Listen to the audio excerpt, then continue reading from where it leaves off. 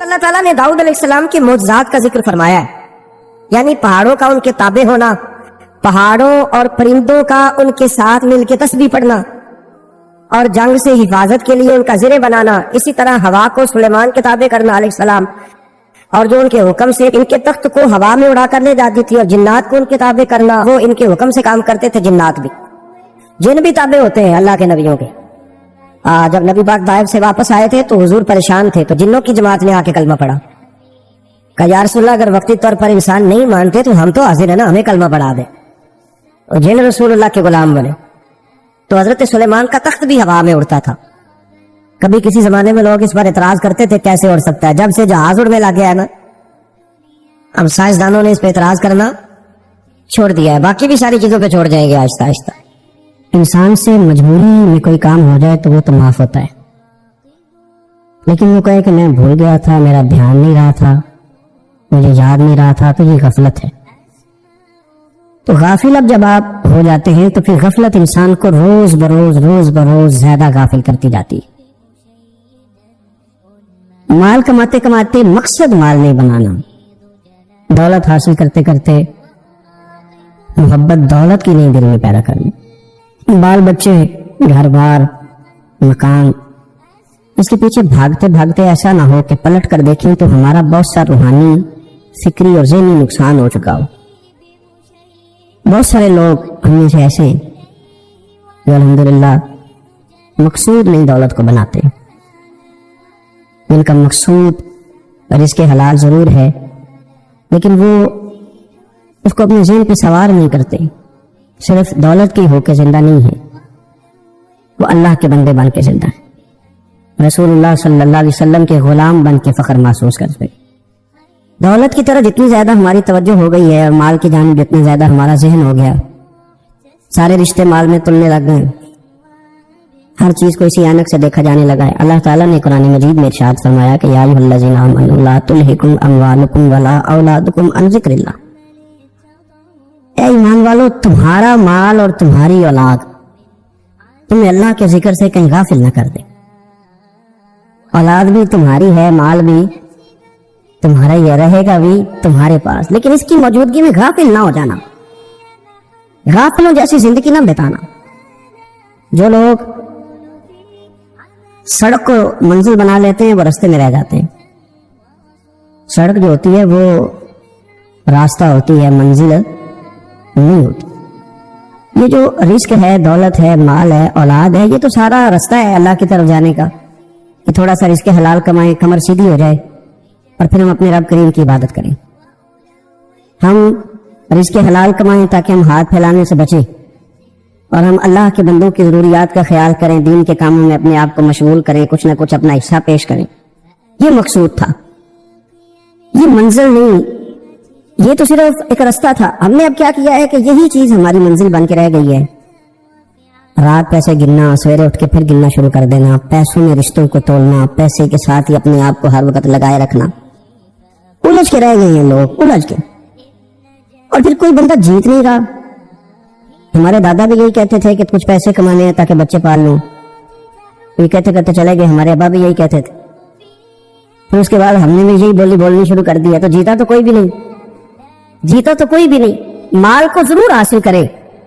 حضرت بہاءالحق نقشبند بخاری رحمۃ اللہ علیہ فرماتے میں نے نا مینا کے میدان میں ایک نوجوان دیکھا جو لاکھوں کا کاروبار کر رہا تھا، لاکھوں کا، دیناروں کا کاروبار کرتا تھا، سونے چاندی ہیرے جواہرات کا کام کرتا تھا، لیکن فرماتے میں نے اس کے دل پہ نظر ڈالی، لاکھوں کا کام کرتا تھا اور اس کا دل ایک منٹ کے لیے بھی اپنے رب کی یاد سے غافل نہیں تھا۔ ہر وقت اس کا دل اپنے مالک کی یاد میں مصروف تھا، ہر وقت۔ ارشاد فرماتے ہیں کہ میرا شروع میں اس کے بارے میں گمان یہ تھا کہ دیکھو یہ شخص کیا کر رہا ہے، پیسہ کما رہا ہے، دولت کے چکر میں پڑا ہوا ہے۔ فرماتے ہیں کہ پھر میں نے ایک اور منظر دیکھا، ایک اور رنگ میں نے دیکھا کہ وہ کما رہا تھا، اور پھر اختتام حج پہ میں نے دیکھا کہ جو کمایا تھا سارا اللہ کے بندوں پہ خرچ کر رہا تھا۔ آپ اور میں، ہم نے دیکھنا صرف یہ ہے کہ کہیں ایسا تو نہیں ہے کہ دولت میں الجھ گئے۔ بہت سارے لوگوں نے یہ کہا تھا، ہم سنتے تھے جب کوئی آدمی جانے لگتا تھا نا پردیش، پیسہ کمانے کے لیے تو وہ کہا کرتا تھا کہ میں ملک سے باہر جا رہا ہوں، 2-4-5 سال لگا کے آؤں گا، واپس آ کے پھر یہاں میں نے کوئی کام کرنا ہے، تھوڑے سے پیسے کماؤں تاکہ یہاں نہ پھر میرا سلسلہ کوئی بن جائے۔ وہ 3 سال لگانے گئے تھے پر 30 گزر گئے ہیں، لوٹ کے واپس کوئی نہیں آئے۔ وہ 4 سال کا کہہ کے گئے تھے پر سال 40 ہو گئے، لوٹے نہیں۔ کیوں نہیں لوٹے؟ اس لیے کہ پہلے مفاد چھوٹا تھا، خیال یہ تھا کہ تھوڑے سے پیسے آ جائیں گے، بچوں کا خرچہ چلنے لگ جائے، فیسیں پوری ہونے لگ جائیں، اور مجھے کسی سے مانگنا نہ پڑے تو بس پھر میں کامیاب ہوں۔ یہ طے کیا تھا۔ اس کے فوراً بعد پھر جب باہر گئے تو خیال آیا کہ نہیں، صرف پنکھے کا نہیں، اے سی کا بل بھی دینا پڑے گا۔ پھر تھوڑا اور آگے بڑھے تو خیال آیا کہ چھوٹی گاڑی پہ گزارا نہیں ہوتا، بڑی گاڑی نہ لے لیں۔ پھر خیال آیا کہ بڑی گاڑی لی ہے تو یہ تو اندر کھڑی نہیں ہوتی، سامنے والا پلاٹ مل جائے تو ذرا گراج اچھا بن جائے گا۔ پھر الجھ گئے دوستو۔ پھر نہ مالک حقیقی کی جانب وہ نظر جو ہماری ہونی چاہیے تھی نہ رہی۔ ذوق سے نماز پڑھتے تھے، پھر ہماری نمازیں مختصر ہو گئی۔ ہم سویرے اٹھ کے ذوق سے قرآن پاک پڑھتے تھے، پھر وہ وقت بھی ہمارا دفتر کی تیاری میں لگ گیا۔ رات درود شریف پڑھتے تھے، لیکن وہ بھی سارا ہمارا حساب کتاب میں وقت گزر گیا۔ ہم نے یہ سمجھا ہی نہیں کہ دولت کارخانہ نہیں دیتا، دولت شیر صاحب نہیں دیتے، دولت آپ کو آپ کی فیکٹری نہیں دیتی، دینے والے تو رب کریم کی ذات ہے۔ تو جہاں سے آنا تھا وہاں توجہ دینی چاہیے تھی کہ جہاں صرف ایک سبب تھا، ذریعہ تھا۔ حضرت اویس کرنی رضی اللہ تعالیٰ عنہ، ہمارے صوفیاء میں ایک لفظ بولا جاتا ہے فقر بوزر، یعنی کچھ لوگ ایسے ہیں جو سیدنا ابو ذر غفاری رضی اللہ تعالیٰ عنہ کے طریقے پہ چلتے ہیں۔ ایک لفظ بولا جاتا ہے فقر بوزر، کچھ لوگ فقر بوزر کے قائل تھے، اسی مزاج کے قائل تھے حضرت سیدنا اویس کرنی رضی اللہ تعالیٰ۔ ان کے ذہن میں ایک بات بیٹھ گئی تھی کہ یار دینے والا اللہ ہے، دینے والا عزت بھی اللہ دے گا، رزق بھی اللہ دے گا۔ بلکہ امام غزالی رحمۃ اللہ علیہ نے تو حدیث لکھی ہے، آپ فرماتے ہیں کہ نبی پاک صلی اللہ علیہ وسلم نے فرمایا جس نے بندوں سے عزت تلاش کی رب اسے رسوا کر دے گا۔ جو سیاست کر کے عزت حاصل کرنا چاہتا ہے، جو اس طرح کا ماحول بناتا ہے کہ میں کوئی ایسے کام کروں کہ لوگ میری واہ واہ کریں، لوگوں سے عزت کا حصول کرنے والے کو رسوا کر دیا جاتا ہے۔ عزت در اصل وہی ہے جو رب کریم عطا فرماتا ہے۔ میرے عزیز دوستو، آپ اپنی توجہ، دل کی توجہ، روح کی توجہ اپنے مالک کی دانے جب کر لیتے ہیں، غفلت کا پھندا اتار دیتے ہیں، اور ہر وقت غلبہ رکھنا پیسوں کا، ہر وقت اسی میں سوچنا، اسی میں محو ہو جانا، پھر آپ کا ذہنی نقصان ہوتا ہے۔ پھر آپ کی روح جو ہوتی ہے وہ بے چین رہنے لگتی ہے۔ پھر ایسے بھی غریب دیکھے جن کے پاس پیسے ہیں، پیسوں کے علاوہ کوئی شے بھی نہیں۔ پھر ایسے بھی تنگ دست دیکھے کہ جن کے پاس جائیدادیں بڑی ہیں اور ان کے پاس رات کو سکون سے سونے کے لیے وقت کوئی نہیں۔ عزیز بھائی، حضرت اویس کرنی رضی اللہ تعالیٰ عنہ کی ملاقات ہو گئی حضرت حرم بن حیان کے ساتھ، یہ بھی تابعی ہے۔ تو حضرت حرم بن حیان رحمۃ اللہ علیہ کہتے ہیں، یہ نا ہم تو خیر بڑی ساری باتیں سنتے ہیں تو نصیحت نہیں حاصل کرتے، ویسے بھی یہ دور تقریریں کرنے، تقریریں سننے کا ہے۔ جو عمل کرنے والے لوگ تھے ان کا کیا طریقہ تھا کہ وہ دیکھ 2 جملے کافی تھا، علم بس کری وہ یار، کوئی حرف نہیں درکار، جملہ ایک بھی تیرے لیے کافی ہے، لیکن شرط یہ ہے کہ تو عمل کا ارادہ رکھتا ہو، تیرا خیال ہو کہ عمل کرنا ہے۔ وہ لوگ نا مختصر سی باتیں کرتے، مختصر سی نصیحتیں کرتے، لیکن وہ عکس جلدی کرتے، اس میں سے اپنے لیے خیر جلدی تلاش کرتے۔ حضرت حرم بن حیان کی ملاقات ہوئی حضرت اویس کرنی رضی اللہ تعالیٰ عنہ کے ساتھ۔ تو حضرت حرم بن حیان کہتے ہیں میں نے عرض کی حضور میں کسی ملک میں جا کے رہنا چاہتا ہوں، کہیں سکونت اختیار کرنا چاہتا ہوں، یہاں سے ہجرت کرنا چاہتا ہوں، تو مجھے کوئی آپ مشورہ دے میں کہاں جاؤں؟ تو فرماتے ہیں کہ میں نے جب یہ سوال کیا تو حضرت اویس کرنی نے مجھے اشارہ دیا، فرمانے لگے ملک شام چلا جا۔ کہتے میں نے اگلا سوال کیا حضور وہاں جا کے کاروبار کیا کروں گا، رہوں گا کیسے، کھاؤں گا کہاں سے؟ تو فرماتے ہیں حضرت اویس کرنی نے رومال اٹھایا، کندھے پہ رکھا اور چلنے لگے۔ میں نے کہا حضور آپ نے سوال کا جواب ہی نہیں دیا۔ تو فرمانے لگے جس دل کو ابھی تک یہی یقین نہیں آیا کہ روزی کون دیتا ہے، اسے میں نصیحت کیا کروں؟ میں تجھے نصیحت کروں جسے آج تک یہی نہیں پتا کہ روزی کون دیتا ہے؟ تو ابھی تک اپنے دل کو پکا ہی نہیں کر پایا کہ روزی رب دیتا ہے؟ او خدا کے بندے کیا نصیحت کرو تجھے؟ تو ابھی تک یہاں اڑا ہوا ہے۔ تیرا جو توکل ہے وہ مضبوط ہونا چاہیے، تیرا بھروسہ اپنے رب کی ذات۔ تو غافل ہو گیا اللہ سے، تو نے اسباب پر بھروسہ سارا کرنا شروع کر دیا۔ اسباب اختیار کیے جاتے ہیں، بھروسہ رب کریم پہ کیا جاتا ہے۔ ہماری جو غفلت ہے نا، وہ بھلا کیوں ہوئی ہے؟ اس لیے ہوئی ہے کہ پیسے کسی کو بھی برے نہیں لگتے، پتہ نہیں ان میں کیا کشش ہے۔ یہ نا آپ کسی جگہ بھی ان کا نام لے لیتے ہیں، یہ کسی جگہ بھی آ جاتے ہیں تو یہ برے لگتے ہی نہیں۔ یہ جناب بڑی بڑی فقیری کا دعویٰ کرنے والے اور لوگوں کو طریقت اور تصوف کا درس دینے والے، ان کو بھی اچھے لگتے ہیں۔ یہ تو جناب لوگوں کو کہہ رہے ہیں فقیر ہو جاؤ فقیر ہو جاؤ، وہ خود امیر ہوتے جا رہے ہیں۔ یہ پتہ نہیں ان میں کیا ہے ایسا خاص۔ ہمارے ایک استاد تھے تو مزاج میں بڑی ظرافت تھی، حالانکہ بڑے اللہ والے بندے تھے، تو بات بڑی وہ دل لگی کی کیا کرتے تھے۔ تو ایک دن ہم نے پوچھا استاد جی خوشبو کون سی اچھی لگتی ہے؟ کہنے لگے بیٹا جو پیسوں میں سے آتی ہے انہیں بڑی اچھی لگتی ہے، اس لیے کہ ملتے کام نہیں۔ ہمارا نا جب اس طرح کا ذوق بن جاتا ہے نا، آپ مزاج بنا لیتے ہیں پیسوں کا۔ لوگ سمجھتے ہیں کہ غریبی کا ڈر شاید زیادہ ڈر ہے، لیکن کبھی آپ دروازہ رسول پہ جائیں نا تو حضور نے تو کوئی اور ڈر بیان کیا ہے۔ حضرت ابو عبیدہ بن جراح رضی اللہ تعالیٰ عنہ بحرین سے نا مال لے کے آئے بہت سارا، حضور نے بھیجا، جزیہ لینے گئے یا مال غنیمت کا کچھ مال تھا، آپ لے کے مسجد میں آئے تو لوگوں کو پتہ چل گیا کہ آج مال آیا ہے۔ اب سب کو حصہ ملتا تھا، اس میں سے بدریوں کو زیادہ ملتا تھا، باقی لوگوں کو بھی ملتا تھا۔ تو فجر کی نماز کے بعد لوگ گھروں کو جایا کرتے تھے، لیکن آج پتہ چلا نا مال آیا۔ تو یہ سیاستہ میں حدیث موجود ہے، سب لوگ مسجد میں بیٹھے رہے۔ حضور علیہ السلام نے فرمایا تمہیں پتہ چل گیا مال آیا ہے؟ عرض کی حضور ہاں۔ فرمایا تمہیں بانٹنے لگے ہیں، دینے لگے ہیں۔ ہم نا غریبی سے ڈرتے ہیں، ہم اپنے بچوں کے لیے دعا کرتے ہیں ان پہ غربت نہ آئے، ہم اپنے بہن بھائیوں کے لیے دعا کرتے ہیں ان پہ غربت نہ آئے، کرنی چاہیے۔ لیکن ذرا اس حدیث کے مفہوم کو بھی دیکھیے گا، نبی پاک صلی اللہ تعالیٰ علیہ وآلہ وسلم نے فرمایا تمہیں دینے لگے ہیں، مال آ گیا ہے، لیکن میرے قریب نے اپنی امت کے لیے جس چیز کا ڈر محسوس کیا وہ کیا ہے؟ حضور کے دل میں کس چیز کا خدشہ تھا وہ کیا ہے بیان کیا۔ حضور فرمانے لگے لوگوں مجھے تم پر غربت کا ڈر نہیں، مجھے ڈر نہیں کہ تم غریب ہو جاؤ گے، بلکہ مجھے تو ڈر ہے کہ تم پر دولت پھیلا دی جائے گی، تم زیادہ مالدار ہو جاؤ گے۔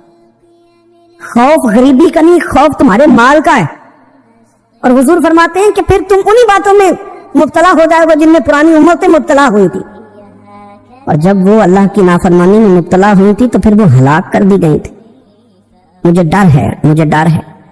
ہاں جہاں دولت آتی ہے وہاں سستی بھی آتی ہے، جہاں دولت آتی ہے وہاں معاذ اللہ عیاشی بھی آتی ہے، جہاں دولت زیادہ آ جاتی ہے وہاں پھر لوگ ہر چیز کو دولت میں تولنے لگتے ہیں۔ جہاں دولت زیادہ آتی ہے میرے بھائی پھر لوگ سمجھتے ہیں کہ ہر چیز میں خرید لوں گا، پھر لوگوں کے ذہنوں کے اندر اس طرح کا فطور آتا ہے۔ حضور نے فرمایا مجھے ڈر ہے تمہارے دولت مند ہونے کا، ڈر ہے دولت مند ہونے کا۔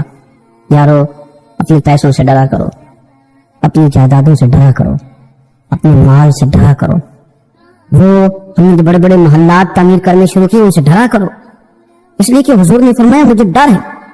حضرت ابو بکر صدیق رضی اللہ تعالیٰ عنہ تشریف فرما تھے۔ ہمارے نا بچے بہت زیادہ آسانی مانگتے ہیں۔ اقبال نے کہا لہو مجھ کو رلاتی ہے جوانوں کی تن آسانی۔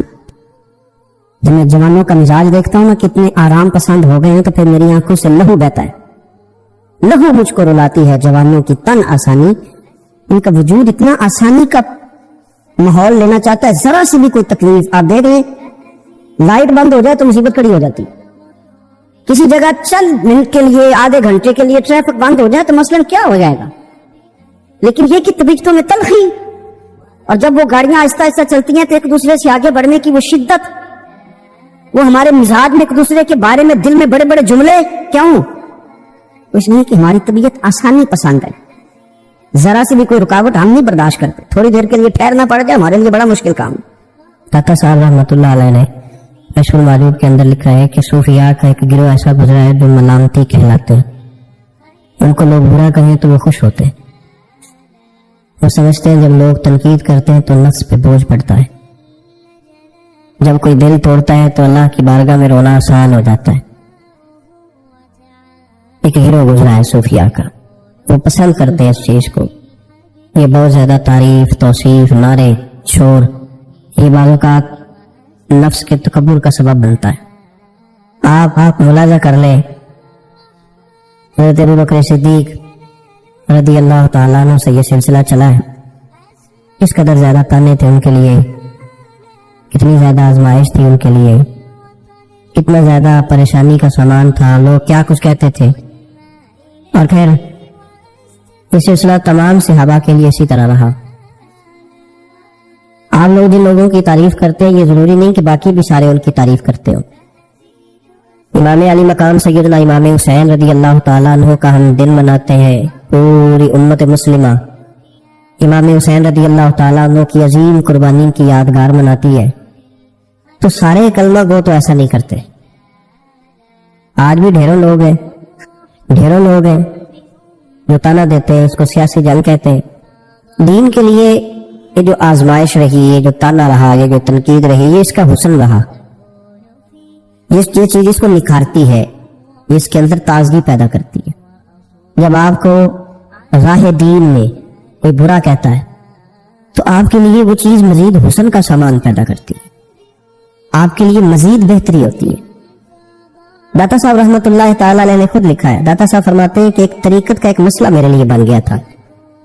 روحانی سفر انسان کر رہا ہوتا ہے نا، جب بڑے اچھے اس کے اور آب وظائف چل رہے ہوتے ہیں، عبادات چل رہی ہوتی ہیں، تہجد میں بوجھ نہیں ہوتا اس کے لیے اٹھنا، تلاوت قرآن پاک صحیح کر رہا ہوتا ہے، اگر مراقبے پہ بیٹھا ہے تو صحیح بیٹھا ہوتا ہے، اس کے اسباق صحیح چل رہے ہوتے ہیں. کئی دفعہ رکاوٹ آ جاتی ہے، اس کی کوئی نہ کوئی وجہ ہوتی ہے، یہاں تو کہیں غلطی ہو جاتی ہے، یا انسان کوئی ایسی بھول کر بیٹھتا ہے جس کے نتیجے میں بریک لگ جاتی ہے. داتا گانج بخش علی حجویری رحمۃ اللہ تعالیٰ نے ارشاد فرماتے ہیں کہ میرا طریقت کا کوئی مسئلہ بن گیا. روحانی سفر جو میں طے کر رہا تھا، آج کل تو خیر سارے لوگ طے کر کے بیٹھے ہوئے نا، ہم سارے سفر، ہم تو مسافر ہے ہی نہیں، ہم نے تو مکمل کر لیا سفر. ہم تو گفتگو کرتے ہیں تو ایسے لگتا ہے کہ جیسے طریقت کے اماموں میں ہمارا نام لکھا جائے گا. بالکل ہم کوئی ماحول ہی نہیں ایسا کہ کوئی سیکھے، کوئی پوچھے، کوئی سوال کرے، کوئی آگے بڑھنے کی کوشش کرے، مزاج نہیں رہا ہمارا. تو داتا صاحب کہتے ہیں میں ایک روحانی مسئلے میں الجھ گیا تھا، تو میں نے بڑے اوراد کیے، وظائف پڑھے، بڑا میں نے اللہ اللہ کی، بڑا کچھ کیا، جو ممکن تھا میں نے کیا. کئی مزارات پر حاضری بھی دی، صدقات و خیرات بھی کیے، لیکن وہ میرا مسئلہ حل نہیں ہوتا تھا. وہ ایسا مسئلہ تھا جو الجھ گیا، مجھ سے حل نہیں ہو رہا تھا. آپ فرماتے میں چلتے چلتے ایک مسجد میں گیا تو وہاں کچھ درویش بیٹھے تھے، درویش، اور وہ عجیب مجذوب صفت لوگ تھے، ایک گروہ ان کا پورا بیٹھا ہوا تھا. فرماتے انہوں نے میری طرف دیکھا تو میرا مذاق اڑانا شروع کر دیا. پھر انہوں نے خربوزے کھانے شروع کیے، وہ خربوزہ کھاتے تھے اور چھلکے مجھے مارتے تھے. آپ فرماتے وہ چھلکے مار کے پھر ہنستے تھے، تھپتیاں کستے تھے، میرا مذاق اڑاتے تھے. فرماتے وہ میرا مسئلہ جو کئی دنوں کا اٹکا ہوا تھا، حل نہیں ہو رہا تھا، ان کی یہ حرکت کرنے سے میرا وہ والا مسئلہ اللہ نے حل فرما دیا. میرے اندر وہ تازگی پیدا ہو گئی. جب کوئی شخص خبر لاتا ہے نا آپ کے لیے جب کوئی خبر لاتا ہے کہ فلاں نے آپ کو برا کہا، تو اس میں محاذ نہیں قائم کرنا چاہیے. ایک ہم لوگ محاذ بنا لیتے ہیں. جو موقع ہماری عین اصلاح کا ہوتا ہے، جس میں ہمارے لیے بڑے اسباق ہوتے ہیں، ہماری بہتری بہت زیادہ اس کے اندر مضمر ہوتی ہے، ہم اس کو سمجھتے ہی نہیں. یہ دین کے لیے تانا ہوتا ہے نا، جے کر یہ تانے نصیب ہو جائیں ہمیں، اگر ہمارے مقدر میں آ جائیں یہ تانے، تو یہ بڑا فائدہ کریں گے، یہ نفع کرے گا. بہت سارے تانے ہم برداشت کرتے ہیں، لوگ بہت ساری برادریوں کو اچھا نہیں سمجھتے ہیں، ہم سہتے ہیں، ابھی کوئی برادری چھوڑ کے نکلا تو نہیں. بہت سارے لوگ بہت ساری چیزوں کو اچھا نہیں سمجھتے، لیکن ہم نے احتجاج تو نہیں کیا. مذہب کے معاملے میں ذرا سا ہلکا سا کو تانا دیتا ہے. میں نے کہا کہ آپ دیکھیں نا داتا صاحب نے کتنی خدمت کی، تو کیا سارے لوگ اچھا کہتے ہیں داتا صاحب کے مزار کو؟ آج بھی تو اتنی لمبی زبانیں نکال کے لوگ کہتے نہیں وہ شرک کا اڈا ہے معاذ اللہ. بابا فرید علیہ رحمہ، زہد الانبیاء، شیخ الاسلام، تو کیا ساری دنیا ان کو صحیح کہہ رہی ہے آج بھی؟ تو یہ تو بھائی لطف ہے، آپ اس لطف کا رنگ کیوں خراب کرتے؟ اس کا ذائقہ لے، اس طرف بھی توجہ کریں، اس پر غور کریں. میرے اعلیٰ حضرت فاضل بریلوی رحمت اللہ تعالی علیہ، اعلیٰ حضرت رحمت اللہ علیہ کے زمانے میں لوگ انہیں مجدد کہتے تھے. ان کے زمانے میں انہیں امام اہل سنت کہا جاتا تھا. ان کے دور میں بڑے بڑے شیخ الحدیث، بڑے بڑے لوگ ان کی بارگاہ میں آ کے بیٹھا کرتے تھے. سید دیدار علی شاہ صاحب رحمت اللہ علیہ عمر میں ان سے بڑے تھے، لیکن پھر بھی ان کی خدمت میں آ کے بیٹھتے تھے. صدر اللہ فاضل سید نعیم الدین مراد آبادی جیسی شخصیات ان کی بارگاہ میں رات کو بیٹھا کرتے تھے. بڑے بڑے قیمتی لوگ. حضرت محدث سورتی یہ مرید تھے مولانا فضل الرحمان گان مراد آبادی رحمۃ اللہ علیہ, اور پڑھا بھی انہی سے, خلافت بھی انہی سے, سارا سلسلہ انہی سے, لیکن ہر وقت اعلیٰ حضرت کے پاس بیٹھے رہتے تھے, اور عمر بھی اعلیٰ حضرت سے زیادہ تھی. تو کچھ لوگوں نے کہا کہ سارا سلسلہ وہاں ہے, بیٹھے یہاں رہتے ہو. فرمانے لگے یار جو ایمان کی لذت ان کے پاس ملی ہے وہ کسی اور جگہ نہیں ملی. ہر چیز اپنی جگہ پہ, لیکن اس کے ساتھ ساتھ ایک دوسرا پہلو بھی تھا. جس طرح آج لوگوں نے شور ڈالا ہے نا, اتنی تنقید شاید کسی شخص پہ ہوتی ہو اتنی فاضل بریلوی پہ معاذ اللہ کی جاتی ہے. لوگ بدعتی کہہ کے, قبر پرست کہہ کے, بڑا کچھ کہہ کے تانے نہیں دیتے, انہیں الزامات نہیں لگتے. تو یہ آج نہیں شروع ہوئے, اس زمانے میں بھی یہ سلسلہ جاری تھا. حضرت مولانا ظفر الدین صاحب بہاری رحمۃ اللہ تعالی علیہ بہت بڑے عالم تھے, بخاری کی شرح فرمائی, اور اعلیٰ حضرت کے خلفاء میں سے تھے, بڑے قابل آدمی تھے, بہت بڑے عالم تھے. تو پیار بھی بڑا تھا, جس سے محبت ہوتی ہے اس کی غیرت بھی انسان کے دل میں ہونی چاہیے. تو خطوط پڑھنے کی اور جواب دینے کی ڈیوٹی بھی حضرت مولانا ظفر الدین بہاری رحمۃ اللہ علیہ کی تھی. تشریف فرما تھے, بیٹھے ہوئے تھے, تو خط آتے تھے.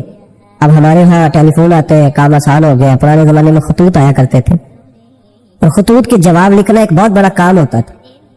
باقاعدہ مشائخ کے پاس کچھ لوگ ایسے موجود ہوتے تھے جو صرف خطوط کے جواب دیتے تھے, اور اگر کوئی فتوے کا معاملہ ہوتا تھا تو وہ فاضل بریلوی علیہ رحمہ خود لکھا کرتے تھے. تو خط کچھ آئے, مولانا ظفر الدین بہاری رحمۃ اللہ علیہ پڑھنے لگے, سنانے لگے, جواب اعلیٰ حضرت فرمانے لگے, وہ لکھنے لگے. تو ان خطوط کے اندر 2-3 خطوط ایسے بھی آئے جس میں لوگوں نے اعلیٰ حضرت کو گالیاں لکھی ہوئی تھی معاذ اللہ, بڑے سخت جملے کہے تھے, اور ایسی باتیں کہی تھی کہ جو وہ پڑھتے گئے تو انہیں جلال آتا گیا. بڑے مریدین اعلیٰ حضرت کے حاجی لال خان جیسے بڑے رئیس اعظم لوگ تشریف فرما تھے.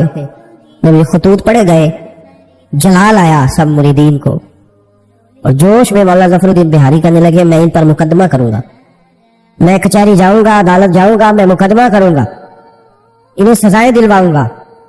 اعلیٰ حضرت رحمۃ اللہ علیہ مسکرا کے ان کا چہرہ دیکھنے لگے, فرمانے لگے اس طرح کر, ان کو بند کر, اور یہ میرے سے چابی لے, فلان ماری کون, اس کے فلان دراز میں کچھ خط پڑے وہ بھی نکال کے لا. آپ کہتے میں گیا, وہ خطوط میں نکال کر کے لایا, اور لا کر میں پڑھا. ان کو کھولا تو کسی نے اعلیٰ حضرت کو امام اہل سنت لکھا ہوا تھا, کسی نے لکھا تھا مجدد آپ, کسی نے لکھا تھا کہ ہندوستان کے حسان بن ثابت بھی آپ ہی ہیں رضی اللہ, کسی نے کوئی لقب دیا, کسی نے کوئی. اعلیٰ حضرت فرمانے لگے ظفر الدین اس طرح کر یار, انہوں نے میری تعریفیں کی ہے, پہلے انہیں جائیدادیں بانٹنا, تو پھر تنقید کرنے والے پہ مقدمہ بھی کر لینا. انہیں پہلے جائیدادیں بانٹنا, ان کے لیے انعام کا اعلان کر. اور پھر بڑا خوبصورت اور قیمتی جملہ جو صوفیاء کی روحانی تربیت کے لیے بڑا قیمتی ہے, بڑا خوبصورت جملہ کہا. آپ فرمانے لگے مجھے بتاؤ تو صحیح, میرا ان کے ساتھ ذاتی جھگڑا کیا ہے؟ یہ جو مجھے گالیاں دیتے ہیں, میرا جھگڑا کیا ہے ان کے ساتھ؟ کوئی زمین کا میرا ان کے ساتھ لین دین کا معاملہ؟ کیا جھگڑا ہے؟ جھگڑا یہ ہے کہ یہ کہتے ہیں جیسا علم نبی پاک کو ہے ویسا جانوروں پاگلوں سب کو ہے, تو میں انہیں کہتا ہوں تم کفر بکتے ہو. یہ کہتے ہیں لاٹھی تو فائدہ دیتی ہے, محمد اور علی تو اتنا فائدہ بھی نہیں دیتے ہیں, تو میں انہیں کہتا ہوں تم کفر بکتے ہو. یہ کہتے ہیں اللہ جھوٹ بول سکتا ہے معاذ اللہ, تو میں کہتا ہوں تم کفر بکتے ہو. یہ کہتے ہیں حضور کے بعد بھی کوئی نبی آئے تو ختم نبوت میں فرق نہیں پڑتا, تو میں کہتا ہوں تم کفر بکتے ہو. یہ کہتے ہیں گدھے بیل کا خیال آئے تو نماز نہیں ٹوٹتی, نبی پاک آ جائے تو ٹوٹ جاتی ہے. تو فرمایا میں انہیں کہتا ہوں میرا ان کے ساتھ جھگڑا کیا ہے؟ یہ بس جھگڑا ہے. فرمایا چل ظفر الدین انہیں مجھے گالیاں نکالنے دے, جب تک مجھے گالیاں لکھتے رہیں گے میرے نبی کی توہین میں تو کوئی جملہ نہیں نہ لکھیں گے. لکھنے دے مجھے گالیاں. جے کر یار بے نام دا ملے بیڑا, چولی پالے یہ پنجے سٹیے نا, تو یہ کر یار دے نام دی ملے سولی, جھوٹا جھوٹ لے یہ پیشہ ہٹی. ہمارے بزرگوں نے ہمیں سکھایا ہے ملامت نفع کی چیز ہے. جب آپ حق بات کہتے ہیں تو بہت سارے لوگ ایسے ہوتے ہیں جن کو وہ بات اچھی نہیں لگتی. اپنی طبیعت کے اندر یہ تازگی پیدا کریں. درس یہ ہے آج کا کہ یہ تازگی اپنی طبیعت میں پیدا کریں, اور بڑی جلدی پریشان ہو کے بکھر جانا, بلکہ کچھ ساتھی بکھرتے کچھ بکھرتے, بالکل بکھر جاتے. آپ بکھرے نہیں.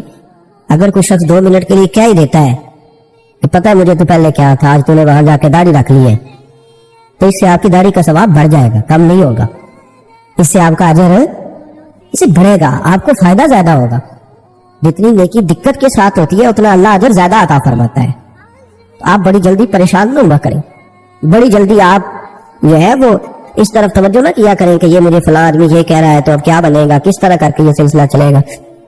یہ ہمارے بزرگوں نے، ہمارے مشائخ نے، ہماری تربیت کرنے والوں نے یہ اسباق ہمیں پڑھائے کہ اس سے فائدہ ہوتا ہو، اس سے نفع ہوتا ہے۔ بہت سارے لوگ کہتے ہیں میں نے داڑھی رکھ لی تو میرے اندر بڑی کمی ہے، تو لوگ کہیں گے، بہت سارے لوگ تانا دیتے ہیں داڑھی رکھ کے تو اس طرح کرتا ہے۔ تو بھائی بات یہ ہے کہ داڑھی رکھنے کے بعد معصوم کون ہو جاتا ہے؟ یہ کس نے فتویٰ دیا ہے کہ جو رکھ لے وہ معصوم ہے، اب اس سے غلطی نہیں ہوگی؟ تو گناہ چھوڑنے کی کوشش کرنی چاہیے، بلکہ میرا تو نظریہ یہ ہے کہ داڑھی بہت سارے گناہوں سے بچا لیتی ہے بندے کو، بہت ساری گناہوں سے داڑھی بندے کو یہ محفوظ کر لیتی ہے۔ یہ چیزیں آپ کو بچائیں گی، آپ کا تعارف بڑھ جائے گا، آپ کے لیے لوگ اچھے جملے کہنے لگ جائیں گے، خیر کا فکر آپ کے لیے ادا کیا جائے گا۔ اس لیے نیکی کے راستے میں جب کوئی آدمی کو کسی جگہ پہ کسی شخص کو برا کہے، پھر ایک اور سوال ہے، اس کا جواب بھی بڑا ضروری ہے۔ کہتے ہیں جب میں برا تھا مجھے کوئی تنگ نہیں کرتا تھا، کسی کی طاقت نہیں ہوتی تھی، اب میں اچھا ہو گیا تو سارے چڑھائی کر جاتے ہیں۔ او بھائی بات سنو، بڑی سادی سی بات، میں نے شاید پہلے بھی ایک دفعہ یہ جملہ کہا تھا آپ کو سمجھاتے ہوئے، پھر کہتا ہوں۔ میرے محبوب پاک صلی اللہ تعالی علیہ وسلم کی سیرت کے جو کمالات ہیں ان میں سے ایک بہت بڑا کمال یہ ہے کہ نبی پاک کی ذات تک لوگوں کی رسائی بڑی آسان تھی، آسان رسائی تھی، کسی کو مشکل، کسی کو دقت نہیں ہوتی تھی حضور تک پہنچنے میں، آسان رسائی۔ اگر کوئی شخص سمجھنے لگ گیا تیرے بارے میں کہ تجھے میں کچھ کہہ لوں گا تو اب یہ کچھ کہے گا نہیں، تو اس میں حرج کیا ہے؟ کیا حرج ہے؟ اور ایک نسخہ اور دے رہا ہوں، اس پہ بھی عمل کر کے دیکھیں۔ ایک ہوتا ہے کسی کے ساتھ لڑائی کرنا، وہ 2 منٹ کی ہوتی ہے، وہ کسی نے کچھ کہا، جواب میں آپ نے 2-3 باتیں کی تو یہ 2 منٹ کی جنگ ہے، یہ ختم ہو گئی، اس سے آپ کو سکون نہیں ملے گا۔